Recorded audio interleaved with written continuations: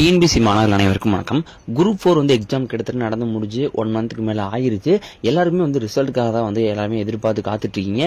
Result பத்தி ஒரு முக்கியமான அப்டேட் நம்மளுக்கு வந்து கிடைச்சிருக்கு. அதை பத்தி பார்க்கறதுக்கு முன்னாடி நம்ம சேனல் ஃபர்ஸ்ட் டைம் பாக்குறீங்க அப்படின்னா சேனல் மறக்காம சப்ஸ்கிரைப் பண்ணி பெல் பட்டனை பிரஸ் பண்ணிக்கங்க. இப்ப பாத்தீங்கன்னா வந்து இந்த மாத இறுதிக்குள்ளேயே வந்து ரிசல்ட் ஆனது வெளியிட போறாங்க அப்படிங்கிற ஒரு தகவல் வந்து நம்மளுக்கு கிடைச்சிருக்கு. ஏன்னா கிட்டத்தட்ட பாத்தீங்கன்னா வந்து எப்பவுமே குரூப் 4 ஆனது குறைந்தபட்சம் 2 மாசத்துக்குள்ளேயே வந்து ரிசல்ட் ஆனது பப்ளிஷ் பண்ணிடுவாங்க. ஏன்னா ஜூன் மாசம் நடந்தது எக்ஸாம், இப்போ ஜூலை எண்டில் அப்படிங்கும்போது வந்து ரிசல்ட் வந்து வெளியிட போறாங்க அப்படிங்கிற மாதிரி தகவல் கிடைச்சிருக்கு. அது மட்டும் கிடையாது, கூடுதலாக ஒரு தகவல் கிடைச்சிருக்கு. அது என்ன அப்படின்னு பாத்தீங்கன்னா வேகன்சி வந்து இன்க்ரீஸ் பண்ண போறாங்க அப்படிங்கிற ஒரு அப்டேட் வந்து நமக்கு வந்து கிடைச்சிருக்கு. ஏன்னா எக்ஸாம் வந்து பாத்தீங்கன்னா 6200 வேகன்சிக்கு வந்து எக்ஸாம் வந்து நடந்திருந்தது. இப்போ கூடுதலாக பாத்தீங்கன்னா வந்து ஒரு 5000 வேகன்சி வந்து இன்க்ரீஸ் பண்ண போறாங்க. ஏன்னா இப்போ ரீசெண்டா பாத்தீங்கன்னா வந்து போன வீக் வந்து முதலமைச்சர் அவர்கள் வந்து சொல்லியிருந்தாங்க, கிட்டத்தட்ட வந்து 48,000 காலி பணியிடங்கள் வந்து தமிழகத்தில் இருக்கு. இதை வந்து நாங்க ஒரு 1.5 வருஷத்துக்குள்ளே நாங்க வந்து இந்த எல்லா பணியிடங்களும் நாங்க வந்து பூர்த்தி செஞ்சிருவோம் அப்படிங்கிற மாதிரி சொல்லியிருந்தாங்க.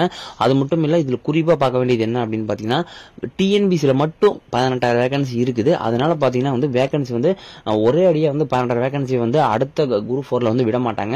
இப்ப பாத்தீங்கன்னா வந்து கூடுதலாக இருக்கக்கூடிய அந்த 18,000 வந்து ஒரு 5000 வேகன்சி வந்து இந்த குரூப் 4 நீங்க நடந்து முடிஞ்சது பாத்தீங்களா, இதுல வந்து கூடுதலாக வந்து அடிஷனலா வந்து ஆட் பண்ண போறாங்க அப்படிங்கிற மாதிரி வந்து ஒரு தகவல் கிடைச்சிருக்கு. ஏன்னா போன வருஷம் பாத்தீங்கன்னா வந்து குரூப் 4 வேகன்சி வந்து இன்க்ரீஸ் பண்ண போறாங்க அப்படின்னு சொல்லிட்டு இருந்தாங்க. ஆனா வந்து இன்க்ரீஸ் பண்ணவே கிடையாது. அந்த 10,000 வேகன்சிக்கு மட்டும் தான் வந்து ரிசல்ட் ஆனது கொடுத்திருந்தாங்க. ஆனா இந்த முறை பாத்தீங்கன்னா வந்து கண்டிப்பாக வேகன்சி வந்து இன்க்ரீஸ் பண்ண போறாங்க. ஏன்னா வந்து ரொம்பவே குறைவான வேகன்சி வச்சுதான் வந்து எக்ஸாம் வந்து நடந்துச்சு. வெறும் 6000 வேகன்சி மட்டும் தான் வந்து எக்ஸாம் நடத்தினாங்க. ஆனா இந்த முறை அப்படி கிடையாது. கிட்டத்தட்ட ஒரு 11,000 வேகன்சி வந்து ரிசல்ட் ஆனது வெளியிட போறாங்க அப்படிங்கிற மாதிரி ஒரு தகவல் கிடைச்சிருக்கு. இதுல கட் ஆஃப் வேகன்சி வந்து இன்க்ரீஸ் ஆகும்போது கட் ஆஃப் கண்டிப்பா குறையும். ஏன்னா நிறைய பேர் பாத்தீங்கன்னா வந்து கொஸ்டின் வந்து ரொம்ப ஈஸியா கேட்டாங்க. ஏன்னா வந்து கட் ஆஃப் வந்து ரொம்பவே அதிகமாகும் அப்படின்னு நிறைய பேர் சொல்றீங்க.